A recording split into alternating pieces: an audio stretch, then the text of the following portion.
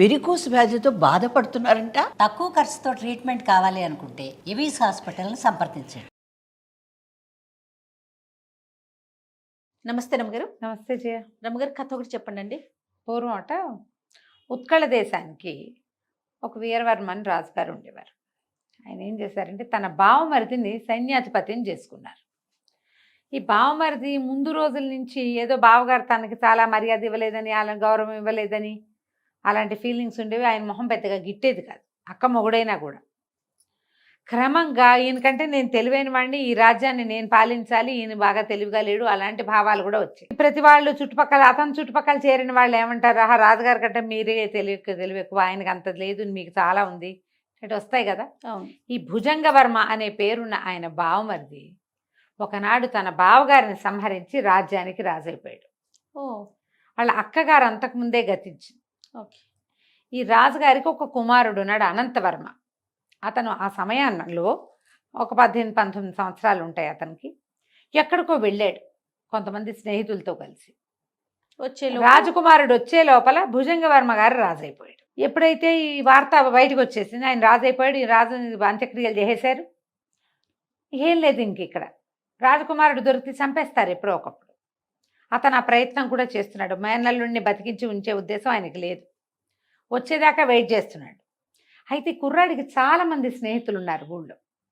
వీళ్ళు ఉత్తరాలు రాసి అంచెల మీద కబుర్లు పెట్టి, నువ్వు రావద్దు, నిన్ను చంపేస్తారు, సమయం కోసం వేచి ఉండు, నువ్వు ఇంకా కుర్రాడివి కాబట్టి అని వార్తలు పంపారు. ఇతనికి కూడా ఏదో చేసేసేయాలని లేదు, అంత వయసు కూడా లేదు.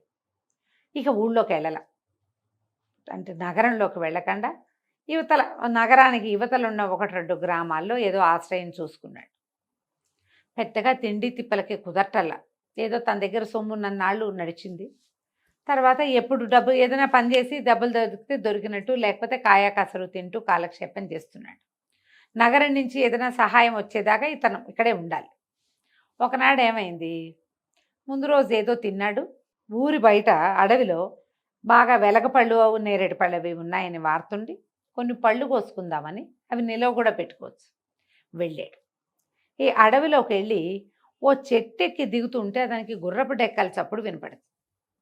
చెట్టు మీదే ఆగిపోయాడు. ఇంచుమించు ఒక 30-40 గుర్రాలు వచ్చినాయి ఒకేసారి.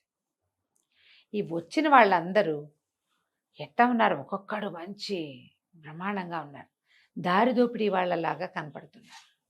తను చూస్తూ ఉండగానే ఆ చెట్టు, తను ఏ చెట్టు పక్కన ఉన్నాడో, ఆ చెట్టు మీద ఉన్నాడో, ఆ చెట్టు పక్క నుంచి నడిచి, అసలు అక్కడ ఏమీ ఉన్నట్టేం కనిపించట్లా, ఏదో ఎండుటాకులు అవి ఉన్నాయి. వాళ్ళ ఆ ఎండుటాకులన్నీ తోస్తే అక్కడ ఒక గుహ లాంటిది ఏదో కనపడుతుంది, చిన్నది ఇట్లా.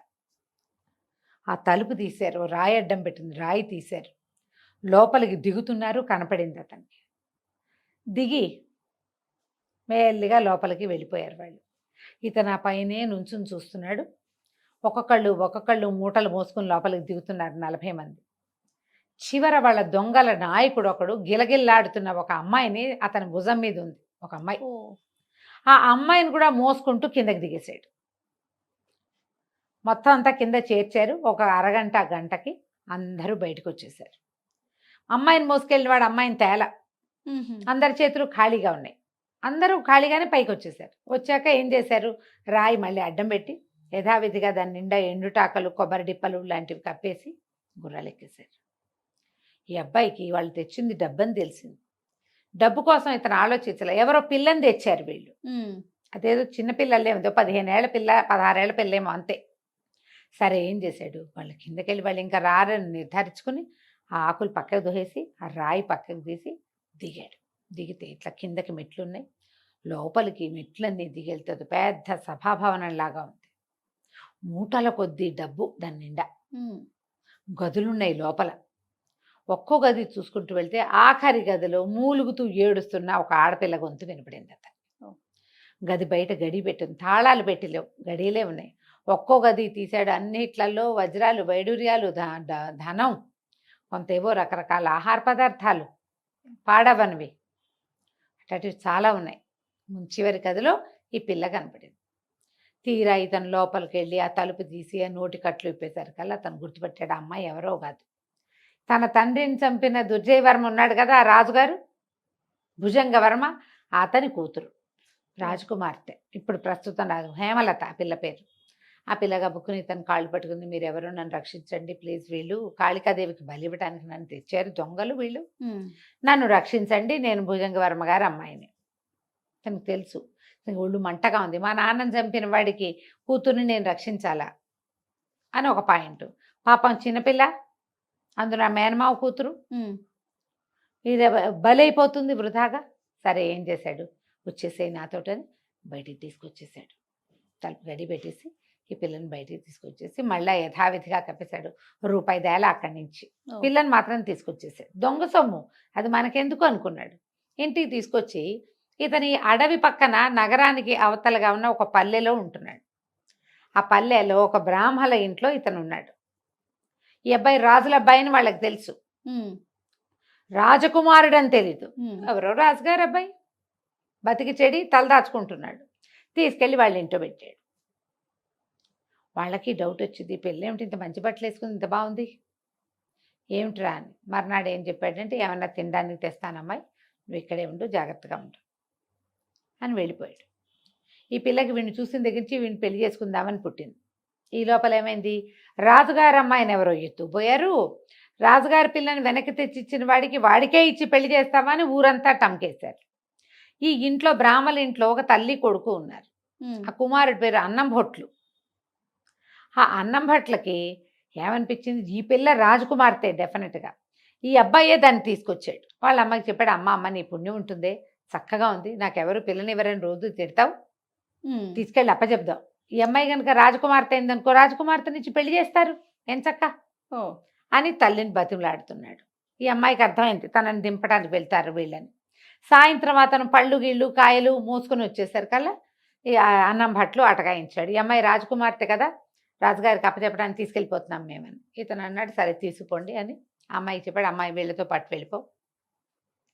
అతనికి వాళ్ళకి ఎదురుపడడం ఇష్టం లేదు, తను ఊళ్ళోకి వెళ్తే తన్ని పట్టేస్తారు, అవును, ఏం చేస్తారో, అందుకని అన్నం భట్లతో వెళ్ళిపో, వాళ్ళు నిన్ను దింపేస్తారు అని అన్నం భట్లకి ఏం చెప్పారు, అడవిలో ఏదో గుహలో ఈ అమ్మాయి దొరికింది, ఎవరో కాళికాదేవికి బలి ఇవ్వటానికి ఇక్కడ పెట్టారని కనపడి నేను తీసుకొచ్చానని చెప్పుకో, వాళ్ళు ఇచ్చిన బహుమతి ఏదో నువ్వు తీసుకో, ఇన్నాళ్ళు నాకు ఆశ్రయం ఇచ్చారు మీరు, అప్పుడేం డబ్బులు తీసుకునే రోజులు కాదు. వాళ్ళ ఇంట్లో వెనకాల ఉన్న వరండాలో 2 గదుల్లో ఉంటున్నాడు ఈ అబ్బాయి. ఎప్పుడైనా కలిగితే వాళ్ళే అన్నం పెట్టారు కూడా ఇతనికి, మీరు సంపాదించుకోండి, మీకు ఏది వస్తే అది తీసుకోండి, పిల్లని సేఫ్గా తీసుకెళ్ళి అప్పచెప్పండి అన్నాడు. ఈ అన్నం భట్లు రాజకుమార్తెని వెంటబెట్టి తీసుకుపోయి రాజుగారికి అప్పచెప్పాడు. నేను మామూలుగా కాదండి, 500 మంది దొంగల్ని సొరకాయలు నరికినట్టు నరికేసి మీ అమ్మాయిని రక్షించాను, ఇగో నాకు బహుమతి ఇవ్వండి అన్నాడు. అనేసరికల్లా వాళ్ళు చాలా సంతోషించి అందరూ పొట్ట చెక్కలు అయ్యేలాగా నవ్వి, ఇతను చూస్తే గుండు పిలక స్థూలకాయం, వీడి వల్ల ఏమవుతుంది, ఎవరినైనా కొట్టడం వాళ్ళకే తెలుసు, శ్రోత్రియ బ్రాహ్మడు ఇతనేం చేయలేడు, ఏదో చెప్తున్నాడని విన్నారు. చెవులకు రత్నకుండలాలు వేయించి చక్క బంగారు జరి పని చేసిన శాలువా గప్పి 1000 వరహాలు చేతిలో పెట్టి వెళ్ళండి బాబు అనేసరికల్లా, అదేమిటి మీరు టంకేయించారు కదా రాజకుమార్తెనిచ్చి వివాహం చేస్తామని అంటే, ఆయన రాజుగారు మళ్ళీ నవ్వాడు. వివాహం దేవుందిలేండి, ఒక అగ్రహారం ఇస్తాను, వెళ్ళిరండి, ముహూర్తం పెట్టుకురండి, మూఢం వెళ్ళాక మీరు వస్తే గనక మీకు అగ్రహారం ఇస్తాను అనేసరికల్లా, మూఢం వెళ్ళాక రండి అన్న పాయింట్ పట్టుకున్నాడు. మూఢం వెళ్ళాక దేనికి వస్తారు, పెళ్ళికే కాదు అగ్రహారం కూడా ఇస్తారనుకుని ఆ వార్తలు పుచ్చుకుని వాళ్ళు ఇచ్చిన వస్తువులన్నీ పట్టుకుని వాళ్ళు బండి ఇస్తే ఆ బండి ఎక్కి అన్నం భట్లు ఇంటికి వచ్చేసాడు. వచ్చాక వాళ్ళ అమ్మకి చెప్పాడు, అమ్మ మూఢం వెళ్ళాక నువ్వు రాజుగారి వియపురాలు అయిపోతావే అంటే, ఆవిడని బోందా అట్లాంటివేం అవవు, ఆ రాజుల అబ్బాయిని పెళ్లి చేసుకుంటుంది ఆ రాజకుమార్తె, ఆ పిల్ల వెళ్ళేటప్పుడే చెప్పెళ్ళింది, అదేం జరిగే పని కాదు, అగ్రహారం ఇస్తామన్నారు పుచ్చుకోరా, నీకు ఇప్పటికే చాలా దక్కే, ఈ 1000 వరహాలతో మనం 4 తరాల పాటు తిని బతకచ్చు, అగ్రహారం ఇస్తే మరీ హాయి, జీవితం బాగుంటుంది, శుభ్రంగా నీకు ఎవరో ఒకళ్ళు పిల్లనిస్తారా, రాజులమ్మాయి ఎందుకు నీకు, ఆ కుర్రాడు పెళ్లి చేసుకుంటాడు, నీకు ఇది వద్దాను. అయినా సరే వాడు వినలా, ఏమైనా సరే వాడికి ఇది పెళ్లి చేసేసుకోవాలని ఉంది. సరే ఇట 2 రోజులు గడిచింది. ఈ లోపల ఏమైంది, ఆ రాజకుమార్తె ఏం చెప్పింది, కాదు నాన్న, ఈ బ్రాహ్మణ అబ్బాయి నన్ను రక్షించలే, అడవిలో నన్ను ఒక గుహలో వద్దాను లాంటి దాంట్లో బంధించారు, ఒక రాజకుమారుడు ఈ బ్రాహ్మల ఇంట్లో ఉన్నాడు, ఖచ్చితంగా అతను ఏదో పెద్ద వంశంలో పుట్టినవాడే, అతను రక్షించాడు. అతనే అతన్ని నేను చెట్టు బెదిరించి చూశానని నన్ను రక్షించి ఆ మొత్తం గుహల నిండా బంగారం వెండి సామాన్లు ఉంటే ఒక్క కాసు కూడా తీసుకోలే. ఉమ్, కేవలం నన్ను రక్షించడానికే వచ్చాడు. దొంగ సొమ్ము అంటుకొని వాడు రాజు నన్ను రక్షించాడు, ఉమ్, నన్ను బయటికి తీసుకొచ్చాడు, వీళ్ళ ఇంట్లో ఉంచాడు, తనతో ఉంచుకోలేదు, బ్రాహ్మణ ఇంట్లో అట్టెపెట్టాడు నన్ను. రెండో రోజు వాళ్ళ అబ్బాయితోటి పంపించాడు, నేను అతన్నే పెళ్లి చేసుకుంటా, అతను ఎక్కడున్నా నువ్వు రప్పించు అనగానే ఏమైంది, సరే వీళ్ళే భటులు ఏం చేశారు, వాళ్ళ ఇంటికి వెళ్ళారు. ఉమ్, ఇంటికి వెళ్ళేసరికల్లా వాళ్ళని అడిగారు, ఈ అమ్మాయి మీ ఇంట్లో ఒక రాజకుమారుడు ఉండాలి, ఒక రాజుల అబ్బాయి ఉండాలి కదా, ఆ అబ్బాయి ఏడి అని అడిగేసరికల్లా అన్నం భట్లకి ఏం భయం వేసింది, వీడిని గనక పంపిస్తే విషయం తెలిసిపోతుంది. విషయం తెలిసిపోతుంది కదా. ఈ అన్నం భట్లు తల్లి మాట్లాడుకున్నారు కదా ముందు, ఆ అమ్మాయి ఈ పిల్లనే వీడే నన్ను తీసుకొచ్చాడని చెప్పకుండా చెప్తుంది, వాళ్ళ జాతివాడు కాబట్టి వాడినే పెళ్లి చేసుకుంటుంది, ఈసారి నువ్వు వెళ్తే పహరా వాళ్ళతో నిన్ను గెంటిస్తారు పిచ్చి వెధవా అని తిట్టింది వాళ్ళమ్మ. ఇప్పుడు ఈ రాజకుమారుడిని మాయం చేయాలంటే ఏం చేయాలి, అమ్మ ఓ పని చేద్దామే, వీడిని చంపేద్దాం అని చెప్పి రాత్రి నిద్రపోతున్న రాజకుమారుడిని తల్లి కొడుకు ఇద్దరు కలిసి నూతిలో పడేశారు. ఓహో, ఆ పడేసిన నూతిలో పడ్డవాడు లోపల పడిపోలా, వాడికి తెలిసిపోయింది కిందకి పడుతూ ఉండగా, గబుక్కున వర అంచులు పట్టుకుని ఆ అంచు పట్టుకుని లోపల నిల్చుని ఉన్నాడు. తెల్లవారుజామున జరిగింది. పొద్దున్నే 9-10 అయ్యేసరికల్లా భట్లు వచ్చేసారు రాజకుమారుడి కోసం. మీ ఇంట్లో ఒక రాజుల అబ్బాయి ఉండాలి కదా, ఆ అబ్బాయి ఏడి, మాకు తెలియదు అన్నారు వీళ్ళు. వాకిట్లో రోడ్డు మీద అంతా కనుక్కుని వచ్చారు వాళ్ళు సైనికులు. ఇక్కడ ఒక రాజకుమారుడు లాంటి వాడు ఒకడు ఉన్నాడు అనేది, అనంతవర్మ పేరుతోటి ఒక కుర్రాడు ఉన్నాడని, ఆడు అన్నం భట్లు వాళ్ళ ఇంట్లో ఉన్నాడని, అతనే ఒక రాజకుమార్తెని తీసుకొచ్చాడని, ఆ రాజకుమార్తెనే అన్నం భట్లు తీసుకెళ్లి రాజుగారి దగ్గర అప్పచెప్పి రత్నకుండలాలు వేయించుకొచ్చాడని, మొత్తం కథంతా రోడ్డు మీదే ఉంది. అంటే గ్యారంటీగా రాజులపై వీళ్ళింట్లోనే ఉండాలి. ఈ లోపలికి వచ్చారు వీళ్ళు. లోపలికి వచ్చి రాజకుమారుడి కోసం అడిగేసరికల్లా వీళ్ళు మాకు తెలీదు, అబ్బాయి ఎప్పుడో వెళ్ళిపోయాడు అన్నారు. ఎప్పుడైతే కొత్త మనుషులు ఇంట్లోకి వచ్చారో వెంటనే ఈ నూతిలో ఉన్న రాజకుమారుడు కేకలు పెట్టాడు, రక్షించండి రక్షించండి. వీళ్ళిద్దరైతే రక్షించరు, ఏం చేస్తారు, ఇంకో బండరాయి పడేస్తారు నెత్తి మీద. మూడో మనిషి వచ్చేదాకా వెయిట్ చేశాడు తెలివిగా వాడు. ఎప్పుడైతే నూతిలో నుంచి కేకలు వినపడాయో వచ్చిన సైనికులు, అరే ఎక్కడో కేకలు వినపడుతున్నాయి చూడండి రాని అటు ఇటు వెతికి నూతి లోపలికి చూశారు. రాజకుమారుడికి 2 తాళ్ళేసి పైకి లాగారు. ఎటపడి ఇదేంటి నూతిలో ఎందుకున్నావు అని అడిగితే ఇప్పుడు ఏం చెప్పాలి, వీళ్ళే పడేశారని చెప్పాలా. మరి సంవత్సరం నుంచి వాళ్ళు తనకు అన్నం పెట్టారు, గదిచ్చి ఉంచుకున్నారు. తెల్లవారుజామున మంచినీళ్ళ కోసం ఇటు వచ్చి పొరపాటున కాలు జారి పడ్డాను అని చెప్పేసరికి వాళ్ళు బతుకు జీవుడా అనుకున్నారు, లేకపోతే వాళ్ళిద్దరిని అమ్మ కొడుకుని మోసపోయేవాళ్ళు వీళ్ళు సైనికులు. అక్కడి నుంచి రాజకుమారుని, బాబు నువ్వురా రాజకుమారుని నేను చూస్తానంటున్నారని తీసుకుపోయారు. తీసుకెళ్ళేసరికి లోపలికి వచ్చేసరికి హేమలత గుర్తుపట్ల అనంతవర్మని, కానీ రాజుగారు గుర్తుపట్టేశాడు. అతని నడక అన్నీ వాళ్ళ నాన్నలాంటివే. దాంతో చాలా సిగ్గుపడ్డాడు. వీడు నా కూతురుని వీడు రక్షించాడు, వీడి తండ్రిని నేను బతికించి ఉంచలేకపోయాను, చాలా సిగ్గుపడి నన్ను క్షమించు, నా వల్ల చాలా పొరపాటు జరిగింది, ఒక క్షణికావేశంలో మీ నాన్నగారిని సంహరించాను, కానీ ఈ రాజ్యం నీదే, నువ్వు నా పిల్లని పెళ్లి చేసుకో, రాజ్యం నువ్వే ఏలుకో అని బతిమలాడి మంత్రులందరితోటి చెప్పించి సైన్యాధిపతిగా పదవీ విరమణ కూడా చేస్తాను, నేను ఇంకా ఈ పదవిలో కూడా ఉండనని బతిమలాడి మేల్నల్లుడిని ఒప్పించుకున్నాడు. ఆయన కూతురు వీడిని తప్పిస్తే ఇంకోటి పెళ్లి చేసుకుంటానంటోంది. మరి ఇంకేం చేస్తాడు, పైగా అది ప్రచారం అయిపోయింది, పరువు కూడా తక్కువే ఇంకా.